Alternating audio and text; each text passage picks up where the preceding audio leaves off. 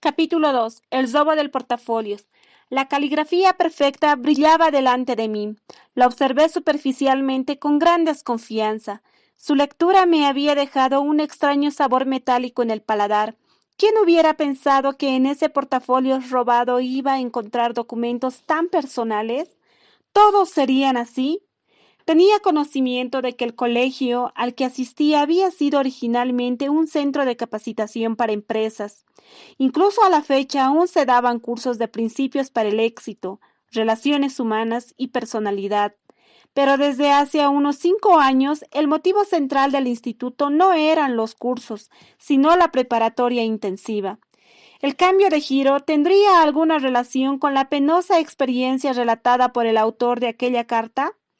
Pudiera ser, pero si era así, no me conmovía. En realidad había muy pocas cosas que podían conmoverme, quizá ninguna. Estaba acostumbrado a reaccionar como la carga social, el delincuente en potencia, que me habían convencido que era. Sin embargo, a veces mi papel me disgustaba, sobre todo cuando, motivado por alguna circunstancia especial, percibía la sensación interna de no ser tan malo, y la lectura de esa carta había despertado en mí una sensación así. Sacudí la cabeza aprensivamente y arrojé los folios al guardarropa. Seguramente todo lo escrito ahí no era más que una fantasía imaginada por ese hombre a quien yo detestaba de sobremanera.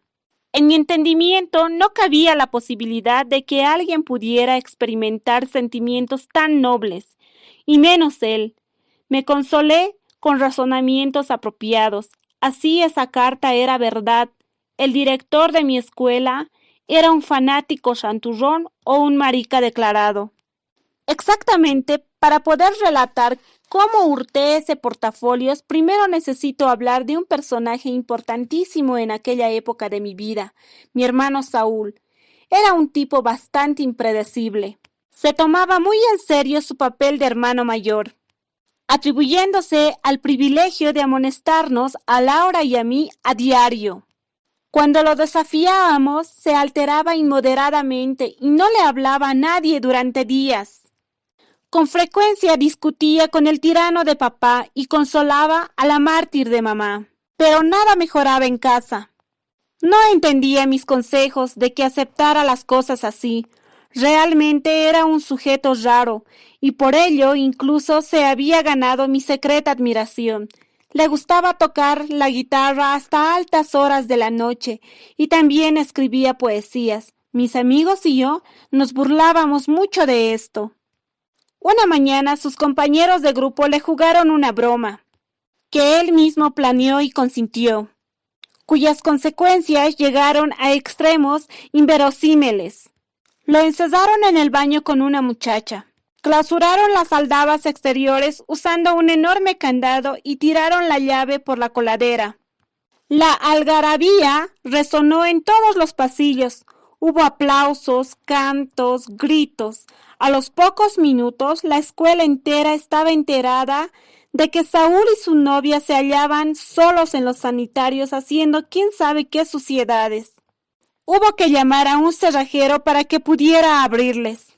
Y como fue imposible dar con los cómplices de tan original travesura, detuvieron en la dirección a los amantes protagonistas. Acudí a las oficinas para esperar que lo pusieran en libertad después de amonestarlo, pero el asunto se complicó. Llamaron por teléfono a mi padre. Nunca lo hubieran hecho. Lo vi entrar a la recepción del colegio con aire de prepotencia, sin siquiera haberse quitado la bata blanca que lo distinguía en su trabajo. «Soy el doctor Hernández», le gritó a la secretaria. «Me llamaron para decirme que iban a expulsar a mi hijo. Tengo muchos pacientes y no puedo darme el lujo de hacer antesala. Así que haga el favor de anunciarme de inmediato con el director». El máximo censor salió a recibir al escandaloso visitante. «Pase, por favor. Saúl está aquí, con su novia». Me quedé fuera tratando de escuchar lo que se decía en privado. No fue difícil. Papá recibió las quejas haciendo grandes aspavientos, preguntando teatralmente cómo era posible todo eso. Mi hermano alzó la voz para defenderse y fue abofeteado cruelmente frente al director y a la novia. Después hubo un momento en el que no se escuchó nada. En ese silencio imaginé a la chica, llorando a cántaros, al administrador como estatua de hielo, incrédulo de la agresividad que había presenciado, y a mi hermano aguantando estoico el dolor de la humillación. Unos minutos después se abrió la puerta del despacho y salió Saúl, detrás papá.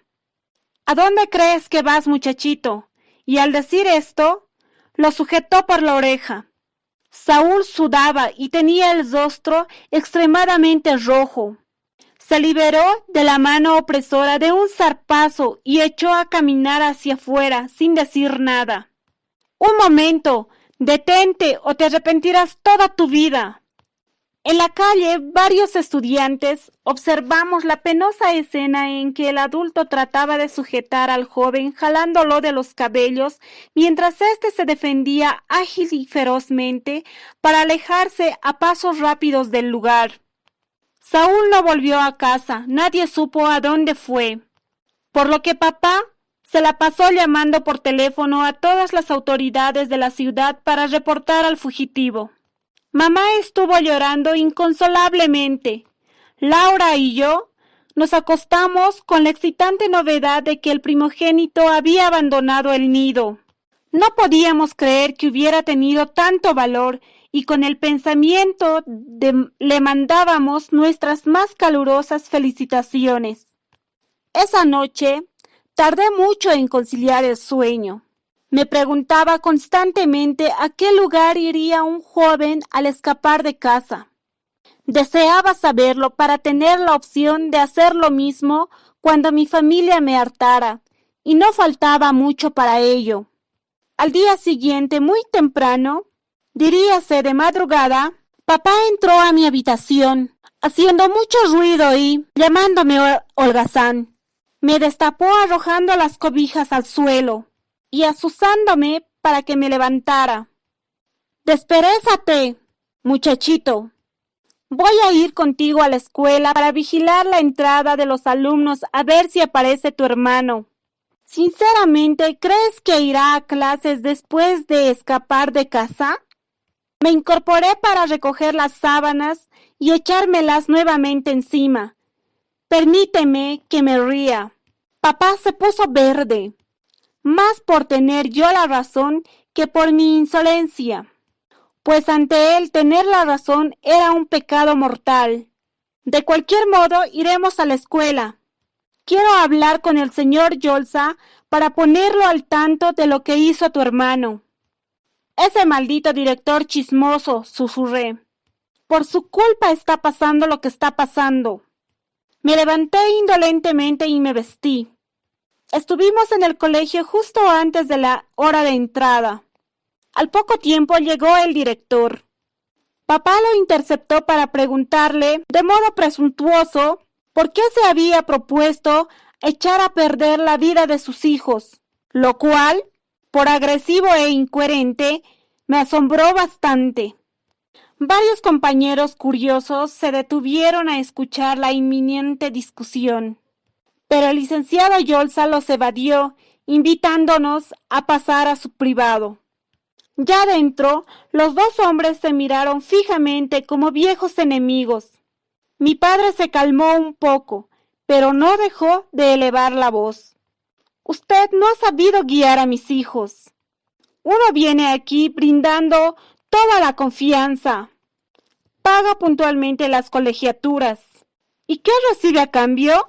Unos muchachos tímidos y acomplejados. Saúl ha caído tan bajo por su culpa. El señor Yolsa se frotó la barbilla con aire preocupado. Su trabajo consistía en atender vecinos quejosos, empleados irresponsables, inspectores corruptos, sindicalistas prepotentes, alumnos groseros, como yo, y padres de familia desequilibrados, como el mío. Sin embargo, no parecía haberse acostumbrado del todo a tales situaciones. Tomó asiento y con ademán cortés invitó a papá a hacer lo mismo frente a él, también a mí. Con una mirada me indicó que me sentara. ¿Quiere explicarme de qué se trata exactamente, doctor Hernández?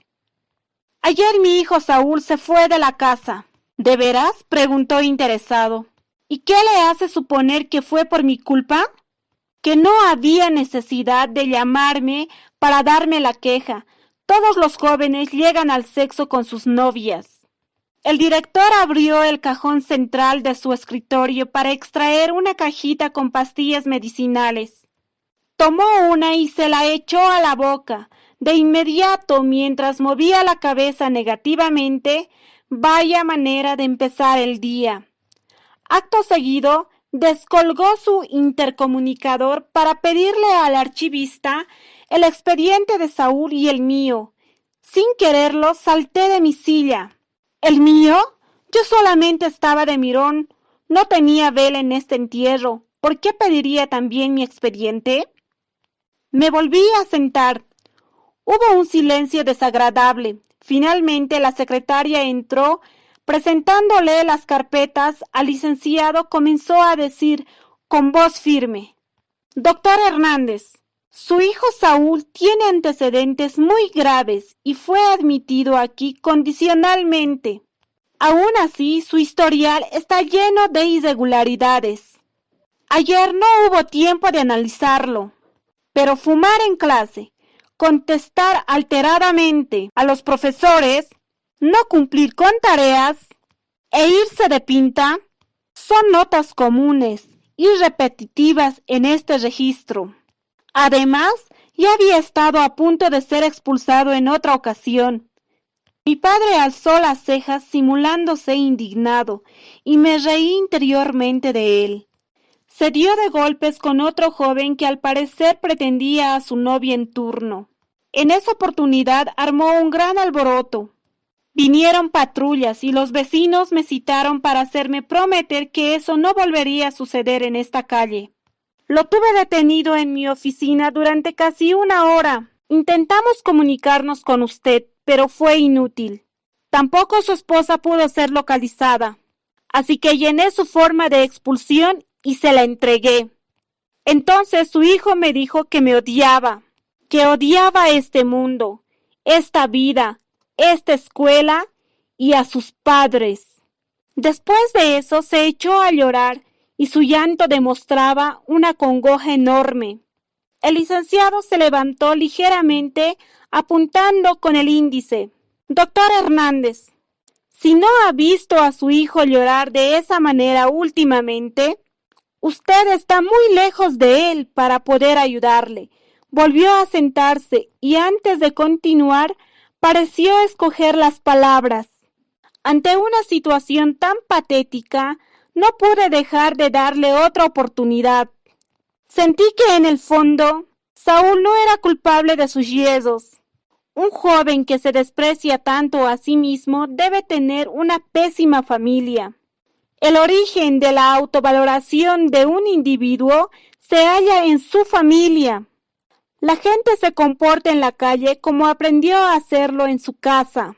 Si Saúl está en malos pasos, no hay más culpables que usted y su esposa. Mi padre estaba petrificado. El matiz sanguíneo de sus mejillas me hizo percibir su cólera. Esta era tal que no podía hablar. El director, en cambio, se mostraba mucho más seguro e impertérrito que al principio. Seguidamente abrió mi expediente y comenzó a hojearlo con detenimiento. Su hijo Gerardo es otra muestra de lo que le estoy diciendo. Para que se callara lo miré con todo el repudio que pude, pero al individuo pareció no importarle mi amenaza visual. Es impuntual, faltista, flojo. Los profesores lo reportan como un alumno de última categoría. Por si no lo sabía, él también ha estado a punto de ser expulsado. No por irregularidades graves, sino por una infinidad de reportes sencillos de indisciplina y apatía. Gerardo es un cabecilla para los malos actos. Incita a sus compañeros a cometer pillerías, encontrando siempre la forma de salir exculpado. Pero los maestros y yo nos hemos dado cuenta de su juego. Detrás de las infracciones de sus amigos siempre está él. Reconozco que es muy inteligente y estoy casi seguro de que también en su casa aparenta ser un buen hijo, pero secretamente acumula un gran rencor que lo hace atentar contra todos cuando se siente resguardado. Mi padre, mordiéndose feamente el labio inferior, se volvió hacia mí con claras intenciones de matarme. Pero yo me hice el disimulado, clavándole la vista al director Sucho. Tarde o temprano me las pagaría. Papá se puso de pie listo para salir de allí. El señor Tadeo Yolsa levantó la voz con la firmeza de alguien que ha ganado un envite. Doctor Hernández, sus rabietas de padre indignado no ayudarán en nada. Sus hijos son listos, pero terriblemente infelices. Tanto Saúl como Gerardo necesitan recuperar en primer lugar su autoestima. ¿Entiende eso? ¿Cómo suele corregirlos? Se acerca a ellos para tratar de entender sus razones y después los guía con mano fuerte pero amistosa, o simplemente les grita, los insulta y abofetea como hizo ayer con Saúl en esta oficina. Permite que en su hogar se apliquen sobrenombres, se hagan burlas y críticas destructivas, se exalten las capacidades de unos para menospreciar a otros, se invoquen deseos de que tal o cual hijo sea distinto o se admiren envidiosamente las condiciones de otras familias. Si así ha sido, usted ha creado en ellos una autovaloración peligrosamente pobre. Todo ser humano aprende a autovalorarse en el lugar donde crece, ayudado de las personas con quienes convive. En la familia nacen las expectativas del individuo, su moral, su forma de sentir, su personalidad. El director parecía ansioso de continuar hablando, como si hubiese esperado duramente meses a la oportunidad de decirle todo eso. Mi padre se volvió hacia él con la vista desencajada. Por un momento pensé que se le echaría encima. Ustedes, los maestros, tartamudeó visiblemente afectado, son demagogos e ingreídos. Creen tener el derecho de meterse en la vida de los demás como si fueran perfectos. Doctor Hernández, usted y yo ya nos conocíamos. Yo le consideraba un hombre sensato, pero en estas dos últimas entrevistas me he percatado de que necesita una gran ayuda. Si sus hijos se pierden o fracasan, no habrá otro responsable directo más que usted. Vi cómo mi progenitor apretaba los puños hasta que los nudillos se le pusieron blancos. Su siguiente objeción apenas fue inteligible. Ustedes los maestros se creen sabios, le devuelven la responsabilidad a uno, pero son incapaces de hacer algo por los muchachos. Cabizbajo, dio la vuelta y sin despedirse salió bruscamente del lugar. Al verlo alejarse, por primera vez me percaté de que no era tan inmune como yo había pensado. Sentí lástima por él. Además, su estatura me pareció más baja de lo que siempre creí. El director corrió para alcanzarlo. Posiblemente no deseaba que la desavenencia terminara de ese modo. Me quedé en la oficina solo. Miré alrededor buscando algo, no sabía qué. El portafolios personal del señor Tadeo Yolsa estaba a un lado del escritorio. Lo tomé y salí como relámpago para evitar ser detenido por la secretaria. En la calle, los dos adultos aún discutían. No me detuve. No quería saber más nada del asunto. Durante horas caminé por las avenidas, abrazando fuertemente el portafolio robado. Sentía ganas de llorar. pero no comprendía la razón. Quizá por haberse dicho en mi presencia conceptos muy serios en los que jamás había pensado. Uno especialmente cruel y verdadero me taladraba las sienes, que mis hermanos y yo éramos inteligentes, pero terriblemente infelices.